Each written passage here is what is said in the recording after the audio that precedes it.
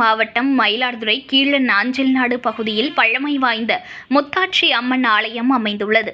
ஆலயத்தில் ஆண்டு பங்குனி உற்சவ பெருவிழா கடந்த 2ஆம் தேதி காப்பு கட்டுதலுடன் தொடங்கி நடைபெற்று வருகிறது. விழாவின் முக்கிய நிகழ்ச்சிகளில் ஒன்றான அக்னி சட்டி திருவிழா துவங்கி விடிய விடிய நடைபெற்றது.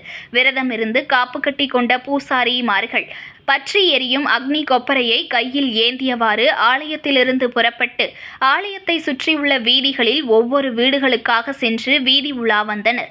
அப்போது பூசாரிகளை அம்மனாக பாவித்து வீடுகள் தோறும் தீபாராதனை செய்து பொதுமக்கள் வழிபாடு செய்தனர். மேலதாளத்திற்கு ஏற்ப கையில் ஏந்தி அக்னி கப்பரையை பூசாரிகள் அருள் வந்து ஆடிய காட்சி பார்வையாளர்களை பக்தி பரவசத்தில் ஆழ்த்தியது.